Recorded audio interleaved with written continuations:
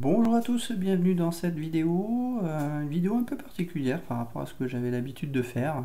Je vais vous présenter un petit simulateur de missile solaire SAM qui est assez original, s'appelle SAM Simulator, qui est totalement gratuit et qui est franchement très instructif. Vous avez plusieurs types de systèmes russes qu'on vous donne la possibilité de simuler. SA2F, SA2E, SA3, SA4, SA5. SA8 et ZSU23 Shilka. Alors je les ai pas tous étudiés encore, hein. J'ai commencé celui-ci, le SA2F, je suis un peu actuellement sur le SA2E qui sont assez similaires mais avec quelques différences. C'est assez original, c'est juste avec des photos, vous allez voir, ça marche plutôt bien, ça simule comment on verrouille une cible, comment on tire les missiles et c'est plutôt hardcore quand même comme simulateur, hein. On est de l'équivalent de DCS quand même, hein. D'autant que tout est en russe, donc ça simplifie pas forcément la compréhension. Donc on va faire une petite démonstration avec le SA2F Guideline, qui est un des tout premiers systèmes SAM qui a été développé, celui qui était utilisé pendant la guerre du Vietnam. On va faire un petit essai sur le champ de tir d'exercice. Donc ici on va mettre le nombre de missiles. Savoir qu'une batterie de SAM2 c'est 6 missiles. Et si vous avez besoin de missiles supplémentaires, ils sont montés sur des camions, donc ça met un peu de temps pour les recharger. Donc on va rester sur 6 missiles, hein, ça sera amplement suffisant pour vous démontrer ce que l'on aura à faire. On va être sur des cibles P15 qui sont des cibles qui ont une vitesse inférieure à Mach 1. Mais vous pouvez avoir également des cibles RS-2US qui sont des vecteurs supersoniques. On va faire du comme ça, vous allez voir c'est déjà amplement suffisant. Alors ce qu'on va faire, je vais mettre à 5 minutes la première cible et on les ajoute comme ceci. Ensuite la suivante je vais la mettre à 7 minutes, ça nous laissera un petit peu de temps entre les deux cibles, et la suivante à 9 minutes. Voilà, avec 3 cibles, ce sera déjà amplement suffisant. Donc vous avez une image un peu ici de ces cibles-là, à quoi ça ressemble. Là ici c'est la cible supersonique, et le missile SA2, donc assez ancien. Et vous allez voir que ça va nous donner déjà un petit peu de fil à retordre pour comprendre un peu le système. Alors, on va le lancer. On va l'allumer ici, alors vous allez voir, dès qu'on va l'allumer, ça va faire un bruit de ventilo infernal. J'espère que vous allez m'entendre correctement quand même. C'est parti.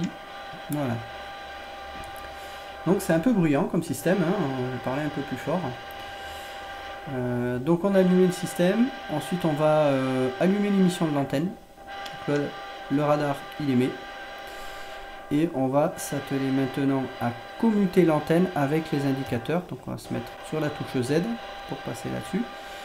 Et vous avez un petit bouton ici qui va permettre de recevoir l'antenne radar ici. Donc vous voyez ici vous avez, ça c'est la zone de tir qui est captée par le système. Ça doit être un bateau au large qui doit tirer les cibles. Et si on l'enlève, hop, on n'a plus l'image. Donc si vous n'avez pas d'image, c'est que vous avez peut-être oublié de toucher à ça. Voilà. Ensuite on va revenir sur donc, la touche Q. Et on va commencer à armer les différents missiles ici. Donc ici on allume 2, 3, 4 pardon, et 6. Donc on voit les 6 missiles qui s'allument et donc les gyros qui sont en train de préchauffer pour être prêts à être tirés. Ensuite ici on va mettre, c'est la méthode de guidage. J'utilise toujours ça. Ça va pas, après il y en a plusieurs, hein. Mais voilà, celle-là c'est la seule que j'ai utilisée pour l'instant qui marche très bien. On va déplomber, ça c'est des plombs qui sont mis pour éviter des tirs accidentels en temps de paix, et on va activer les canaux. Ça ce sont vraiment les canaux qui vont permettre au radar d'envoyer les informations aux missiles. On a 3 canaux, c'est-à-dire qu'on peut guider à la fois 3 missiles sur une même cible. On ne peut pas tirer plusieurs cibles, on ne peut verrouiller qu'une seule cible. Mais il y a 3 canaux, c'est un canal par missile. Voilà. Ensuite, Les indicateurs qu'on en a là, ça c'est la distance, quand on aura verrouillé une cible, on verra, à laquelle va passer la cible. Si on a le voyant qui est sur 10, ça veut dire que la cible passera 10 km à côté de notre position. Si elle est sur 0, c'est qu'elle elle se dirige directement droit sur nous. Ici, si je dis pas de bêtises, je crois que c'est l'altitude, voilà, H, hauteur, voilà, et V pour la vitesse. Voilà, donc ça, on l'utilisera pour vérifier qu'on a bien correctement tiré la cible. Ensuite, on va passer là-dessus, donc là, on va verrouiller, on va enlever ce voyant rouge, ce qui permet de valider les données qui seront envoyées au missile. Ici, c'est la fusée de proximité. Si on le met sur vert, c'est que on va dire à la fusée de proximité, tu t'actives pas trop tout de suite parce que la distance c'est 300 mètres normalement. Et donc si elle s'active trop tôt sur une cible en éloignement, et ben on va sélectionner ça pour pas qu'elle explose trop tôt. Si on veut la désactiver, on passe sur le rouge. Ça va être surtout le cas si on veut chercher un impact direct de la cible, et notamment sur un tir d'une cible à basse altitude, parce que sinon la fusée de proximité radio risque de détecter le sol et de penser que c'est la cible et d'exploser. Donc pour éviter ça, on met sur le rouge. Là on va le rester en standard, c'est-à-dire qu'on va laisser la fusée de proximité s'activer toute seule. Ensuite, ici on a la direction de l'antenne dans laquelle on regarde. Avec l'indicateur qui est là, c'est ce qu'on appelle l'azimut. Pour bouger l'antenne, pour donc tourner à droite ou à gauche, vous restez appuyé sur la souris, vous allez à gauche, à droite, et vous la déplacez comme ceci. Voilà. Donc on va surveiller que la cible ne parte pas trop, non, voilà. Ça va partir de là, logiquement. Et ici, c'est l'antenne en site. Donc là, vous voyez, si je reste appuyé et que je bouge à droite, à gauche, ça ne bouge pas, parce que l'antenne est verrouillée en position basse. J'appuie là-dessus, ah, il y en a une cible. Et je peux bouger. Si là je l'ai mis en position basse, je suis obligé de la déverrouiller, de la relever. Voilà. Donc la cible est là. Ce qu'on va faire, on va déjà la verrouiller en site. Hop, et j'appuie sur le clic droit pour la verrouiller. Ici, je le déplace un peu à gauche. Clic droit. Il me reste un dernier paramètre, c'est la ligne qui est là, c'est la distance. Pour verrouiller également en distance, on va appuyer sur A. Et donc là, vous pouvez bouger à gauche, à droite, pour bouger c'est également ça. Ici aussi, pour le site. Et pour la distance, il faut aller au milieu. Et on verrouille. Voilà, notre cible est maintenant verrouillée en 3 points. On est donc prêt à la tirer. Par contre, ce qu'il faut attendre, c'est que la cible soit à moins de 30 km, qui est la portée du missile que l'on tire. C'est bien de verrouiller, mais encore faut-il qu'on tire à la bonne distance. Alors on voit que là, on a perdu du verrouillage. On va verrouiller la distance. Alors, on va déplacer. On a l'impression qu'il y a deux cibles. Ah oui, parce qu'en fait, il y a l'autre cible qui est partie. Donc il faut vraiment verrouiller la plus proche, celle qui vient vers nous. Voilà, on va verrouiller en distance. Et là, on est à portée, hein, donc on va pouvoir la tirer. Qu'est-ce qu'il nous reste? On va rafraîchir les infos en appuyant là-dessus. Là, on a les deux vertes, c'est-à-dire qu'on peut tirer. On va tirer, soit ici c'est en position 3 points, ça va chercher directement le verrouillage. Soit ici, on tire sur élévation constante. Voilà. Et là, si on fait ça, on va chercher en avance de la trajectoire de la cible, ce qui est le mieux. Donc, on va chercher directement devant. C'est parti. On entend le missile qui est parti. On peut également mettre une alarme, hein, vous allez voir, ça couine. Voilà. C'est gadget. Donc on voit qu'il y a un missile qui est manquant, puisqu'il est parti. On va surveiller la cible. Donc là, on va aller voir les paramètres également là-dessus. La cible actuellement, elle passe à 10 km, elle se rapproche. C'est-à-dire qu'elle est en train de tourner vers nous. Et ici, c'est sa vitesse. Donc on surveille parce que parfois ça peut se déverrouiller. Le missile, on la voit, il arrive dessus. Boum. Et puis pour vérifier, on va vérifier que la vitesse chute. Si la vitesse chute, actuellement, c'est qu'on l'a détruit. C'est bon. Le suivant.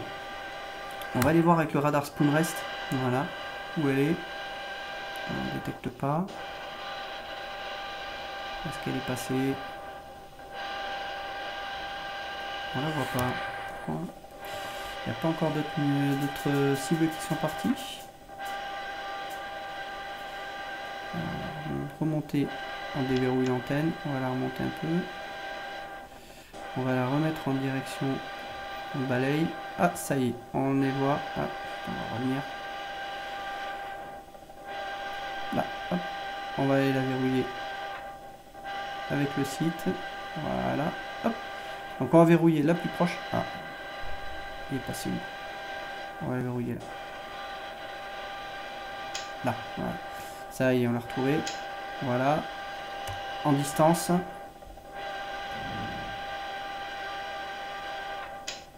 Hop, et c'est bon. On est verrouillé en 3 points. On est à moins de 30 km ici. On va pouvoir tirer. Toujours, je peux tirer sur ce canal là. On va tirer sur ce missile là. Et c'est parti. Donc là, on voit le missile qui part. Il part complètement à gauche, mais il va revenir. Ne vous inquiétez pas, normalement. Sur le radar Spoonrest, on va voir un peu à quoi ça ressemble. Voilà, on a un tout petit plot ici. Donc, on surveille bien que notre cible elle reste bien dessus. Va la chercher, va la chercher. C'est bon, il y va. Et il l'a pas chopé, j'ai l'impression. Il ne l'a pas chopé.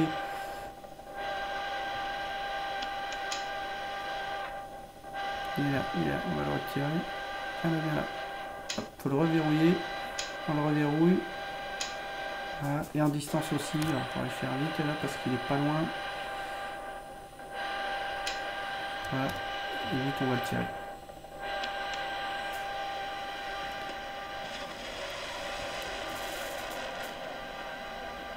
Le prochain, on va le faire en 3 points. Vous voyez le comportement du missile qui est un peu différent. Donc on a l'autre cible qui est en train d'arriver là, parce qu'on la voit derrière. Allez, vas-y, va dessus.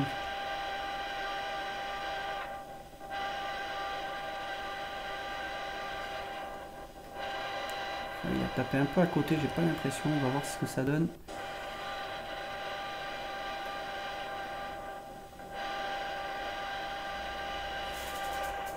C'est bon, ouais, il a eu. Alors, on va reconfigurer.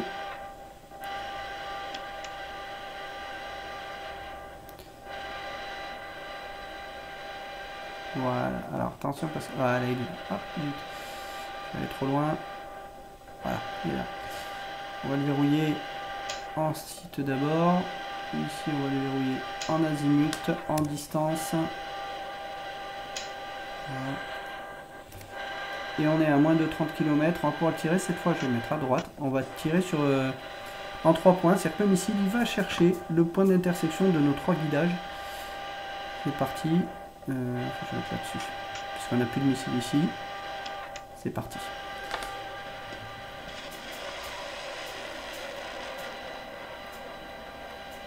Donc là, le missile, il va rester globalement centré ici aussi. Et il va rechercher donc, il va remonter la ligne en fait de guidage jusqu'à trouver la cible. Alors ce qu'on voit derrière, c'est dans le navire qui tirait nos cibles. Là, il va en plein dessus. Boum, logiquement, ça n'a pas pété. Il n'a pas pété.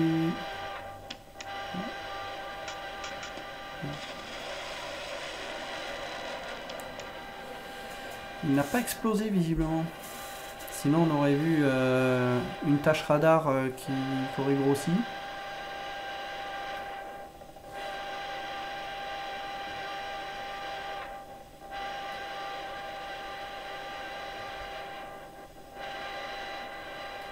Là, ça boum. On va vérifier. La vitesse, visiblement, elle diminue. Parce qu'elle va chuter d'un coup. Oui, c'est explosé. Voilà. Et puis là, parce qu'on voit, la distance, elle bouge pas. Hein. C'est pour ça que c'est vraiment le navire qui tire les cibles. Donc on a visiblement détruit nos 3 cibles. J'ai l'impression qu'on a fait un carton plein, hormis un missile qui a raté. On va couper ça. On le coupe ici. Là.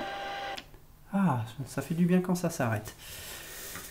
Quand vous vous arrêtez, vous avez un rapport de la mission. Vous avez donc les 3 cibles qui ont été tirées, P15, le système utilisé. Donc la première cible qui est tirée, donc ici à 5 minutes. On a tiré donc à 6 minutes 04 à une distance de 20 km, un azimut de 357 degrés et une élévation à 0 degré. Et l'altitude de la cible est à 176 mètres. Le SNR mode, je ne sais pas trop ce que c'est. Et la méthode de guidage, donc on était en half lead elevated by constance, c'est-à-dire qu'on était sur méthode de guidage constant, mais avec poursuite avec avance, donc c'est ça le lead. Notre missile a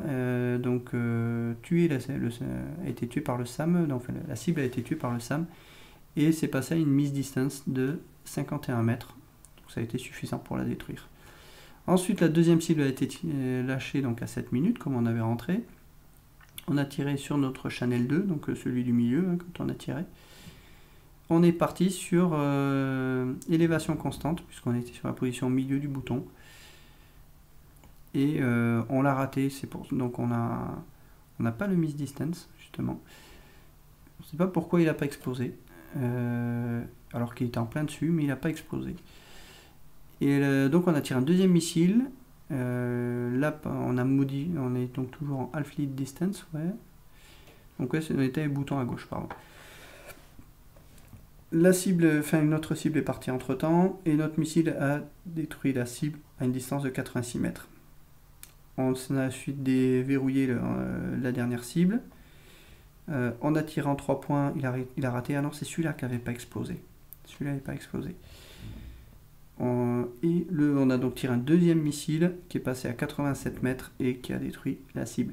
Donc voilà, et je sais qu'il y a moyen de pouvoir mettre ces rapports-là sur Google Maps ou Google Earth pour pouvoir visualiser un peu en 3D comment ça s'est passé. J'ai jamais testé encore. Voilà, donc ça vous donne un petit aperçu. Le simu est très sympa, un peu complexe à prendre en main du fait que tout est en russe. Mais une fois que vous avez compris un peu la logique du système SAM, c'est quand même plutôt bien fait. Sachant que les docs, chaque doc de chaque système fait à peu près une 50aine de pages. C'est très bien expliqué. Il y a même de la doc en français. Certains systèmes ont été traduits en français. Donc ça permet déjà d'appréhender ce système sans avoir affaire à l'anglais. Et c'est quand même c'est très détaillé. C'est vraiment bien fait. Voilà, j'espère que cette vidéo vous a plu, elle est assez originale.